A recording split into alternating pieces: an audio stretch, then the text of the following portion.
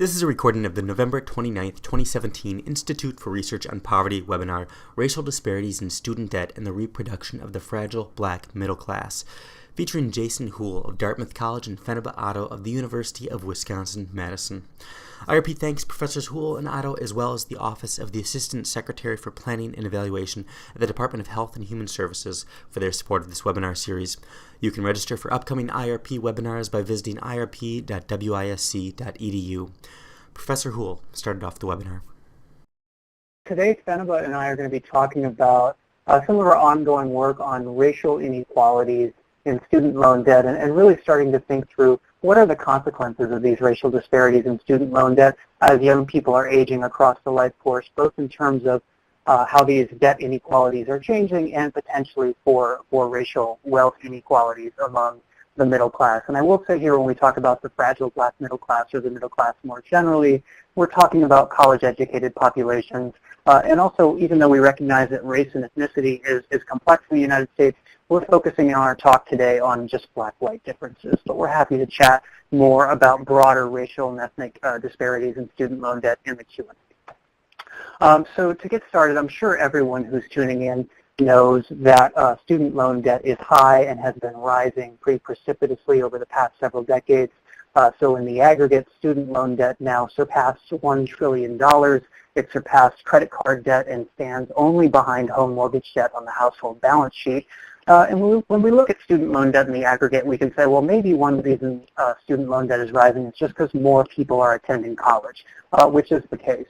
But we also know that among debtors and among students that student loan debt balances, average balances, have been rising somewhat precipitously over the past several decades. So in the early 90s, the average debtor left school with around $9,000 in student loan debt, and today it's more like $37,000.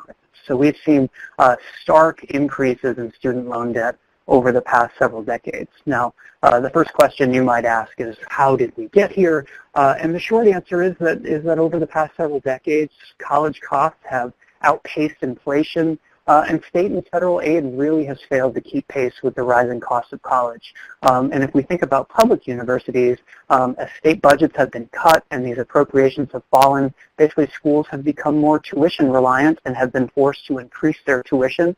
And basically the cost has been passed on to students and their parents who've been asked to foot the bill and really have no choice but to take on debt to make up the rising difference between what families actually can afford to pay and what college actually costs. And so, of course, rising student loan debt has generated a lot of discussion in policy arenas and academic arenas in the media about what it is that we should do about the student loan debt crisis or whether or not it is a crisis. And largely what we find interesting is the discussion around student loan debt tends to sort of take place in two diametrically opposed camps. On the one hand, you have a group of folks who kind of look at student loan debt and say, you know what, student loan debt's not a big deal. Sure, young people are taking on a little bit of risk, but it's a good investment, and the payoff is a lifetime of social and economic benefits that come from getting a college degree. And you have this camp on the one hand, student loan debt is no big deal. And then on the other hand, you have a camp that says actually student loan debt is a crisis, that it is basically destroying the current generation of young adults, that the sky is falling, that there's big-time consequences to this. And as you can imagine, these two camps don't communicate with one another very well. But one thing Fenaba and I have done in a lot of our work is to really try to basically say, look, we understand that student loan debt is a risk that might pay off for some people, but we're really interested in asking the question, for whom does it pay off and for whom does it not?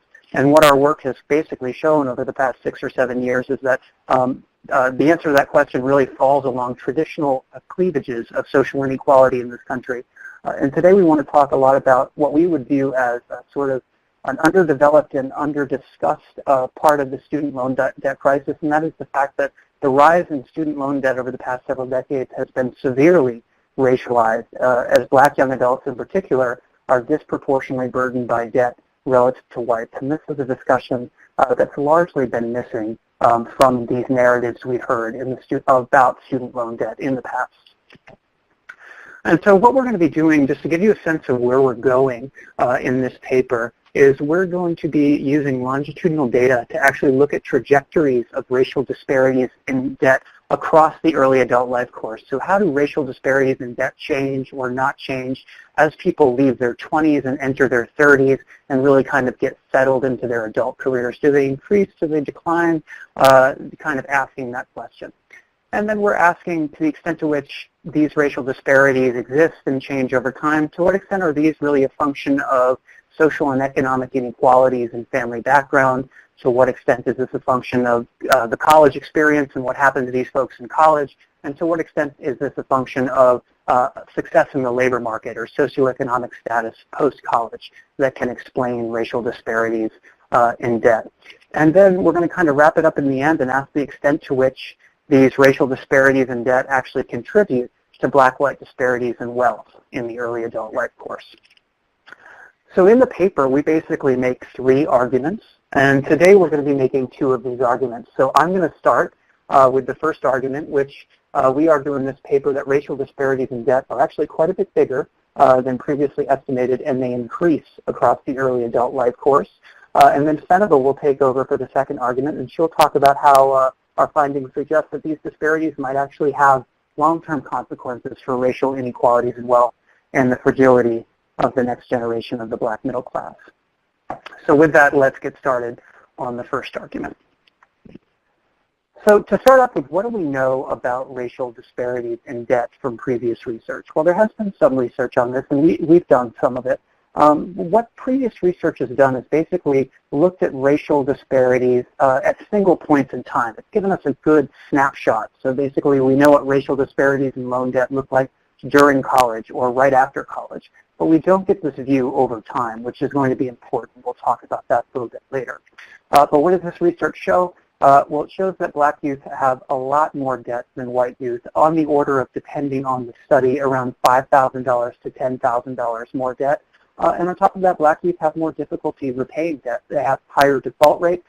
If you have survey questions in which you ask folks like how much student loan debt is sort of inhibiting their ability to do things and pay their bills, black youth are far more likely to report that their debt is burdensome and preventing them from doing the things they'd like to be doing, preventing them from getting that job they'd like to get, for example, more so than white youth. So there's a sufficient amount of evidence at this point that we know that there's pretty stark racial disparities, at least black-white disparities in debt.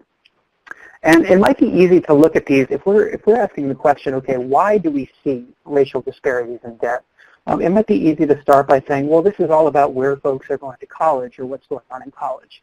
And while we agree that that's part of the story, our argument has always been that this is not all of the story. And instead, we argue that racial disparities in debt really do reflect processes of racialized economic hardship and discrimination that accumulate across the life course. It's not just about what happens in college. It's about things that happen starting, for example, in early life. So we know that in terms of thinking about family social background, that racial disparities in income, in education, and particularly in wealth are stark, and that racial disparities in wealth are tied to institutional racism. They're long-standing, a function of a legacy of slavery and Jim Crow laws in this country. And so racial disparities in social and economic outcomes are stark. And we know that youth from more advantaged backgrounds are better able to avoid debt and have less debt than youth from less disadvantaged backgrounds. Part of this is because if you come from a wealthy background, your parents can help you pay for school. They can borrow in lieu of you borrowing. And if your parents have a college degree, they have what sociologists would refer to as cultural capital. So they're able to really help you navigate your post-secondary career, maybe help you get scholarships and other things. And so these racial disparities in debt really are a function of sort of, in some ways, of family, social, and economic background and sort of historic racial inequalities, multi-generational inequalities. And then, of course, what happens in colleges and the types of institutions folks attend do seem to matter. So it is the case that, first off, black youth are far more likely to drop out of college than white youth, and we know that people who drop out of college have higher default rates, have more trouble repaying their student loan debt than those who do not. We also know that black youth are more likely than white youth to attend for-profits, to attend underfunded institutions, and to attend institutions that seem to have fewer labor market benefits than white students. And all of these things are associated with both more debt and debt that is harder to repay. There's also a growing area of research in the social sciences that's really suggesting that what's going on in lending markets, that unequal access to credit markets by race is contributing to this. So we know from previous research that Black youth are more likely to have need for and have private student loans. And private student loans can be problematic because they can often carry high and variable interest rates, have a lot of fees for deferment and forbearance, and in many cases they can offer pretty few protections for borrowers. And on this point, some scholars have actually started to argue that the student loan market in many ways isn't unlike the mortgage market pre-foreclosure crisis, where we're seeing a case where Blacks are lacking access to fair credit and are disproportionately steered towards predatory high-interest loans that are difficult to repay. And then lastly, we have this issue if we're worried about student loan debt repayment, of course thinking about what's going on after college in terms of how folks are faring in the labor market and otherwise is an important part of this story. So we know from previous research that racial disparities in income, in wealth, in economic outcomes emerge very young in adulthood after college, and that some of this is due to discrimination.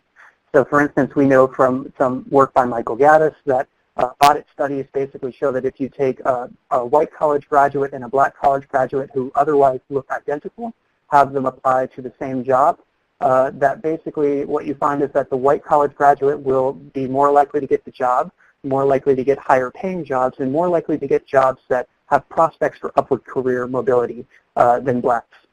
So in part because of what's going on in the labor market, which is tied to discrimination in many ways, it might be the case that Blacks are having more difficulty paying off their loans than whites. So again, this is not just what's going on in college, but this is these are processes, these are inequalities that are accumulating across the life course that are both making debt more difficult to repay and leading to more debt accumulation among Blacks than whites. And what I can tell you from the evidence we've had in some research, again, these snapshot studies kind of supports this narrative. And so if we look at some previous work that we've done, by age 25, we find that Blacks have more than double the student loan debt amounts than whites, also have higher default rates. And if we start to break that down and say, okay, what explains this gap? What we find is that about a third of the disparity is due to family background, so racial, socioeconomic, and wealth inequalities among their parents' generation. About a third is about the types of institutions folks are attending in terms of especially attending for-profits and underfunded or less generous institutions. And then in our previous work, we found that about 12% is explained by factors related to youth's ability to repay, so things like wages and employment, and broadly social and economic status in young adulthood post-college. And so basically what this shows is that these factors accumulate across the life course and lead Black youth to shoulder disproportionately more debt that is harder to repay. And indeed, some scholars have started to consider student loan debt as a form of predatory inclusion for minority youth. And by predatory inclusion, what these scholars mean is essentially that this idea that students of color and Black youth specifically have gained access to post-secondary institutions over the past several decades, but on exploitative or unequal terms. We also see more evidence in related literatures that debt might be more socially and economically burdensome for Black youth than white youth.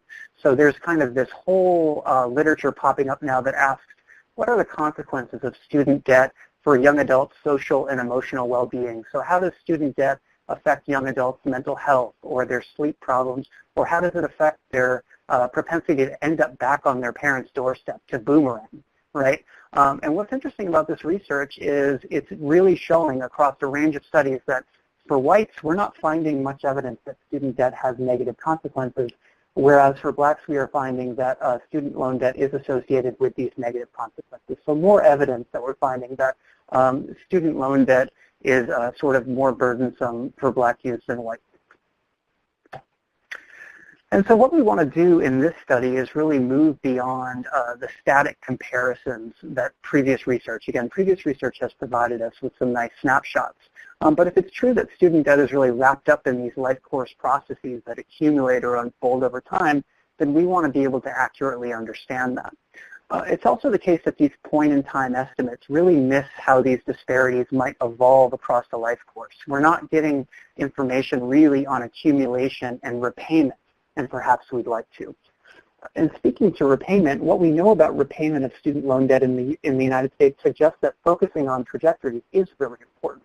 So if we look at the college scorecard data, we know that only about half of borrowers have made any progress on their principal on their student loans 5 years into repayment. So this suggests that there's a lot of students aren't making progress on their loans or not repaying their loans down significantly. And this begs the question of whether this might differ by race. And so this leads us to really our first two research questions that we're asking in this first part of the paper, which is first, do these racial disparities in debt increase, decrease, or persist across the early adult life course? And second, to what extent do these inequalities in family background and what's going on in college, in what's going on with young adults in the labor market and their social and economic status explain these racial differences in debt trajectories? And so we're really interested in answering these questions. And to answer these questions, we're going to be using data from the National Longitudinal Study of Youth 1997 cohort. And I will do my best to keep my discussion of data and methods as I will get rid of technical language and not dive into details. But the information is here for those who are interested in, and I'm happy to discuss either offline or in the Q&A about any of the sort of nitty-gritty details of the data analysis. But essentially what makes this in many ways a great data set to ask this question is that this is a data set that has been following kids who were around teenagers in 1997 through present day annually. And so these folks are in their early 30s now. This is kind of the leading edge of the millennial cohort that was going to school when student loan debt was really starting to ramp up. And it really allows us to kind of follow these people over time and get a sense of their post-secondary careers. We know a lot about their family background and track their debt over time. In terms of debt, we're measuring student loan debt in this study. We're basically able to measure it at 3 different time points, at roughly age 20, roughly age 25, and roughly age 30. And we're arranging our data so we can get a sense of what student loan debt looks like at every year between age 20 and age 30, roughly. Happy to talk about different ways we've dealt with this. But essentially we're measuring total student loan debt. We're going to take the natural log of that for our models. I won't get into that too much. And we won't talk about these findings in this talk, but we also measure student debt burden. So we know that aggregate measures of student debt in terms of sheer amount might not be a good measure of difficulty with repayment. And so we also include measures of debt to financial assets and debt to income. We don't talk about these findings in this talk, but I can tell you that our findings are largely the same as the findings we're going to present to you today. As far as actually getting a sense of people's social and economic background, their family background, and what's going on in college, we have some great measures of this. So like I said, these kids have been followed for decades, and so we know a lot about their parents. We know their parents' income, their net worth, their highest education. We know a lot about their family background. We also know a lot about their post-secondary educational careers. So in any given year, we know the degree that young people are pursuing, and if they've attained a degree, we know how long they've been in college. We know what kind of college they're in, whether they're in a for-profit or a public or otherwise private institution. We know their enrollment spells, whether they're jumping in and out of college a lot. We know how expensive their college is, and we know sort of how much aid their college gives relative to how much they cost. So we know a lot about their post-secondary careers here. We also know a lot about how well young people are doing after they leave college. We know whether or not they're married, where they live. We know their employment status, their wages, and how they're doing financially otherwise. So are they homeowners? Do they have a lot of other debts? The sorts of things that are really going to matter when it comes to whether or not they're able to repay their student debt or not. As far as our analytic strategy goes, I'm not going to get into exactly the nuts and bolts of what we're doing right now, though I'm happy to talk about it later. But essentially what we wanted to do here was ask how racial disparities in debt change potentially across the life course, how these inequalities in debt might increase or decrease as a function of what's going on in the labor market and in these young people's lives, as a function of what happened in college, as a function of their family background. These models are called hierarchical linear growth curve models, and I won't bore you with the details unless you'd like to ask more in the Q&A. And so let's start here with our first research question. Quite simply, do racial disparities in debt increase, decrease, or persist across the early adult life course? And so what I'm going to show you here is the results from our initial models. And what I'm going to start with is by showing you the disparity at baseline here, which I'm going to draw a really ugly circle around. And this coefficient of about 0.64, if we exponentiate this coefficient, which we have to because we have a log-dependent variable, what it essentially means is that baseline at the beginning of observation, so let's say around age 20-ish, Black youth are reporting around 90% more debt than white youth. That is, Black youth have almost double the debt of white youth.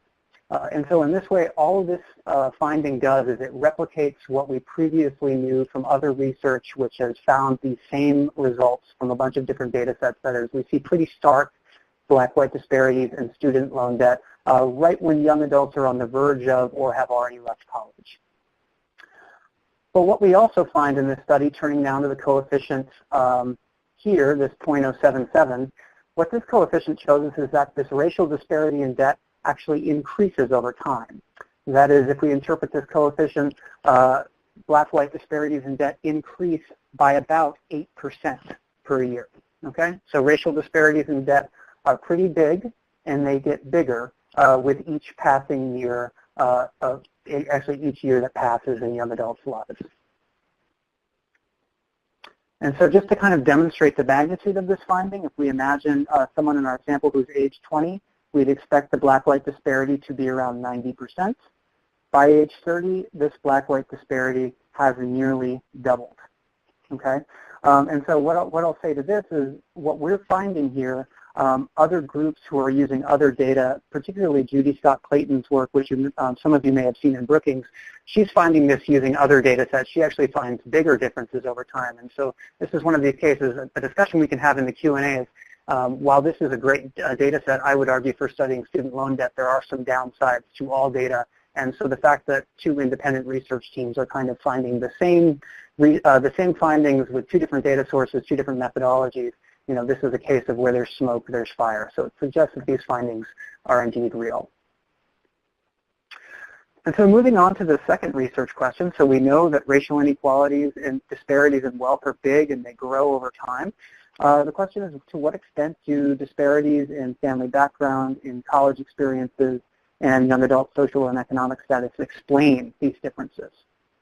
And so what we're going to do to answer this question is basically starting here with model 1, what we saw last time, we're going to add in controls for family background, for post-secondary educational characteristics and young adult characteristics to kind of see if we can explain away this coefficient, if these characteristics basically explain why we see this rising racial disparity in debt over time. And what we find here is we can explain about half. That is, our coefficient is about 8% per year increasing in racial debt disparities, and we can explain it down to about 3.5. And so in some ways, this rising racial disparities is a function of family background. It's a function of college characteristics, and by and large, actually a function of how well young adults are doing in the labor market. That actually has the most explanatory power here. And so that's really kind of what we're finding in our first argument, is we're finding that racial disparities in debt are larger than previously estimated. They increase across the early adult life course, and in part a function of these existing racial inequalities that exist throughout the life course. And now Fenaba is going to talk about the potential consequences of these disparities for wealth. Thanks, Jason. For our second argument, Jason has pretty much laid out very well the existing, what we find in our data as the existing debt disparities that are being created by the student loan crisis or repayment crisis. And we conjecture that these disparities have long-term consequences for racial inequalities in wealth. And not only are these inequalities feeding into wealth, not only are these debt disparities feeding into the wealth inequality, but are serving as a marker of the fragility of the next generation of the Black middle class. So previous research suggests that for Black students, parental wealth, as I said, as Jason pointed out, some of our own research, was not as protective from accumulating debt And if debt reduces the ability to accumulate wealth, the accumulation of student loan debt might be increasing the financial risk, the risk of financial security of college-educated Black youth and contributing, as we said, to the Black middle class, for which we argue is college education is one of the strongest indicators of achieving financial security and stability and middle class status. So we look at how scholars have expressed concern that student loan debt may be reproducing these wealth inequalities among the latest generation, but we haven't really seen any tests or empirical analyses to kind of support these claims. We also see, and I'll show some examples in a second, that there are these racial disparities in debt mirror or can be matched onto the racial inequalities in wealth. Before and throughout the Great Recession, so throughout the 1990s, so I should say starting in the 1980s and throughout the 1990s and early 2000s, we see that there is a racial wealth gap. The two charts here indicate the racial wealth gap for the Black-white wealth gap on the left and the Latina wealth gap, white wealth gap on the right. And we see that during the Great Recession, all race ethnicities lost some wealth, but that but whites were able to kind of rebound after. So as in 2013, we see the wealth gap increasing, not because both races or all races were able to recoup their losses, but only white populations were able to recoup their losses. We also see that over the same period, there's this increasing, as we've been speaking about, increasing racial disparities in student loan debt, both in the proportion of the households that carry loans, as well as the percentage of the household financial debt portfolios that is comprised of student loan debt. So on the left-hand side, the portion of households holding student loan debt is increasing. We see it significantly. The rate of increase for Blacks is higher. And then on the right-hand side, the percent of student loan debt that they're holding in their financial debt portfolios is also increasing, but we see the rate over the time period is increasing far superior for Black youth than it is for whites. And as we spoke about earlier, because we are interested in how college-educated young adults are feeding into the middle class, we want to look at these disparities with that lens, with that socioeconomic lens. Like, who is attending college and getting their degrees, and how is it contributing to wealth disparities for those particular populations? And so what we see is, when we compare this slide to the previous ones, which included all households, but this one, which includes only only college-educated households, we see that the racial wealth gap is consistently increasing, with just the exception between 2000 and 2011 over that same period. So what is going on? Why is the wealth gap increasing among a population for which we would assume or believe that the rewards or the payoff to achieving college education would be financial security and stability? So this is where the next section, or our next question, ties into our first two research questions in trying to bridge the racial debt disparity to the racial wealth inequality literature. And we are particularly interested in trying to understand if attending college and accumulating student loan debt is in fact reproducing and contributing to the fragility of wealth amongst Black middle class. So if we think about how student debt might influence wealth accumulation, there are two potential processes, right? There could be that student debt is just inhibiting wealth accumulation, so we have this causal explanation. And examples would be, there could be some consumer behavioral aspects, such as one has, due to loan default or poor credit, you just have an inability to acquire assets. The second potential process is just compositionally, like student loan debt is higher than the value of student debt, or the value of all debts, which includes student debt, is higher or greater than the value of one's assets. So our research question in this aspect, just to clarify, is do racial disparities in student debt contribute to wealth inequalities by race in early and young adulthood? In order to examine this question, we have information using the same data set that Jason referenced earlier. We use, instead of having debt as our dependent or outcome variable, now we're looking at net worth or net wealth, which is the difference between the net value of one's assets minus their liabilities or debts. And we have that measured at age 25 and 30 from these debt and asset modules that the National Longitudinal Studies gave the youth as they aged. And we use an analytic strategy which allows us to decompose or disaggregate the black-white wealth gap into observable measures or characteristics that we believe contribute to the wealth gap that we are seeing, or the accumulation of wealth. This analytic strategy, as Jason said, we're not going to go deep into the explaining all the intricacies of the methodology, but it allows us not only to ask and answer, do racial disparities in debt contribute to racial disparities in wealth in young adulthood, but it also allows us to answer the counterfactual question, which is what would the racial wealth gap look like if blacks had the same level of debt as white youth and vice versa. So when we turn to the results of our analysis or our decomposition, we see that across the study period, the wealth gap between black and white youth is about $50,000, or just over $50,000, or $51,501. Using our measures based on family background, the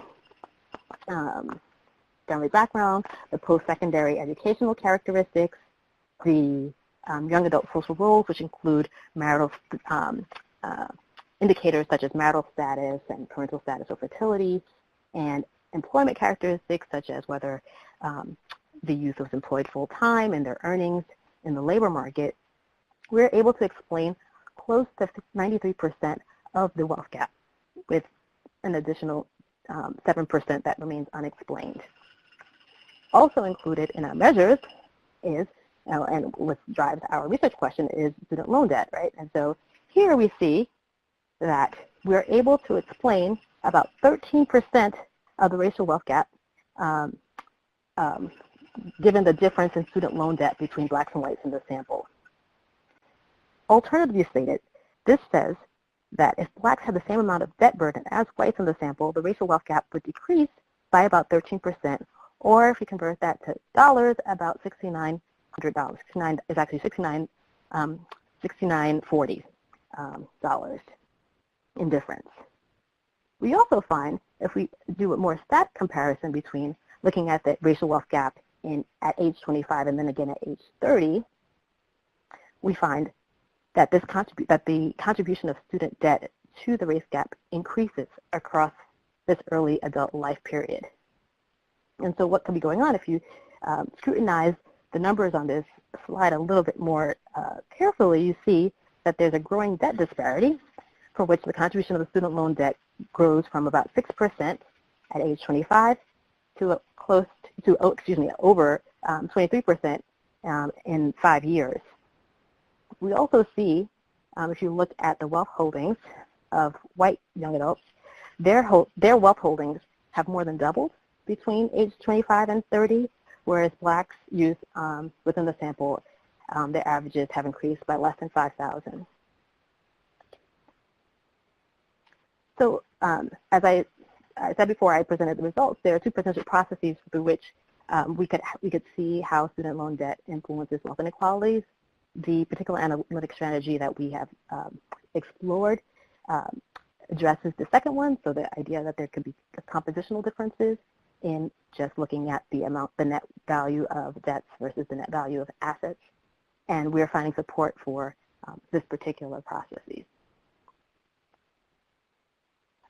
So I'm going to summarize, and then we can get to the Q&A. So as Jason pointed out, from our first set of analyses, not only are we able to provide support to these growing literature on racial disparities in debt, but our estimations are finding that they are larger than previously estimated, and we're providing evidence that they seem to be increasing across the early adult life course.